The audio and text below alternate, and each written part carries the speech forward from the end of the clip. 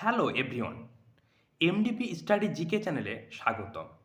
সামনে আমাদের একাধিক পরীক্ষা রয়েছে, তাই আজকে কিছু গুরুত্বপূর্ণ জিকে নিয়ে এসেছি আপনাদের সামনে, যেগুলি প্রত্যেকটি পরীক্ষাতে খুব কার্যকারী।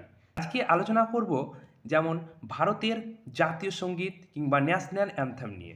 যে কোনো ধরনের পরীক্ষাতে এই প্রশ্নগুলো এসে থাকে, যেমন ভারতের জাতীয় সঙ্গীত রচয়িতা, ভারতের জাতীয় সঙ্গীত প্রথম প্রকাশিত পত্রিকা এবং প্রথম প্রকাশের সময় কবিতার নাম কী ছিল। এই ধরনের প্রশ্ন এসএসসি, পিএসসি কিংবা ডব্লিউপি রেলওয়ে এসে থাকে।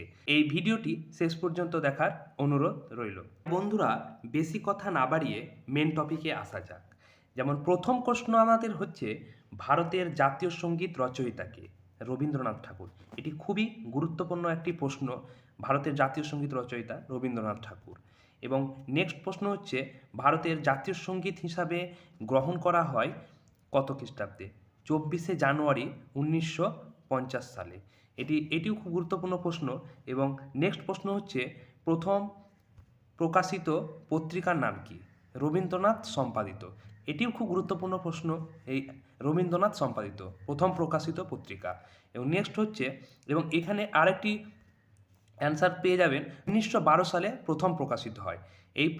এই প্রথম প্রকাশিত পত্রিকা রবীন্দ্রনাথ সম্পাদিত, এবং এটি 1912 সালে প্রথম প্রকাশিত হয়।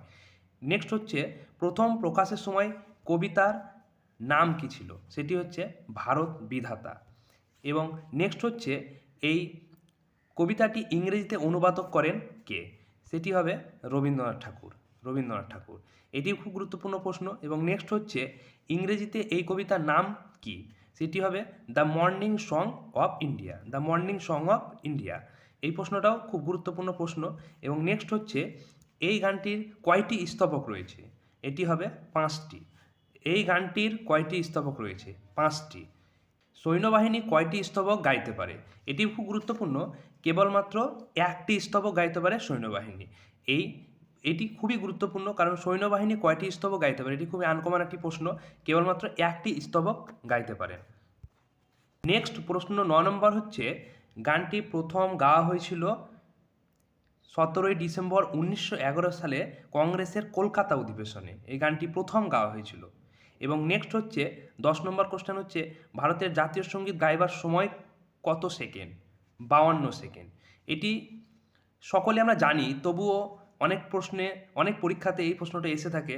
ভারতের জাতীয় সঙ্গীত গাইবার সময় 52 সেকেন্ড। নেক্সট হচ্ছে, গানটিতে জাতীয় সঙ্গীত হিসাবে গ্রহণ করেন ভারতের সংবিধান সভা।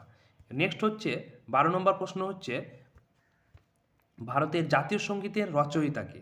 এটি খুবই গুরুত্বপূর্ণ একটি প্রশ্ন। ভারতের জাতীয় সঙ্গীতের রচয়িতা বঙ্কিমচন্দ্র চট্টোপাধ্যায়। এই প্রশ্নটা অনেক পরীক্ষাতে এসে থাকে।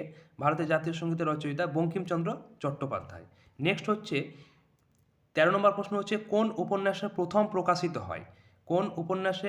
প্রকাশিত হয়? এটি হবে আনন্দমঠ। এটিও খুব গুরুত্বপূর্ণ একটি প্রশ্ন।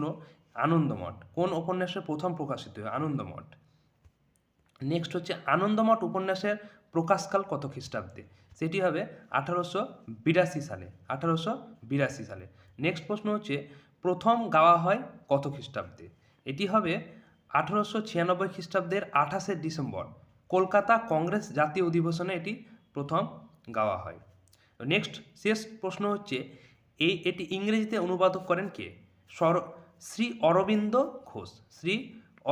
ঘোষ। এবং এটি খুবই গুরুত্বপূর্ণ একটি প্রশ্ন। এটি ইংরেজিতে অনুবাদক কে করেন? শ্রী অরবিন্দ ঘোষ। আজকে আমি ইম্পর্টেন্ট কোশ্চেন আলোচনা করলাম আপনাদের সামনে। নেক্সট ভিডিও আমি নিয়ে আসবো এই চ্যানেলের মাধ্যমে। তাই আপনাদেরকে ধন্যবাদ।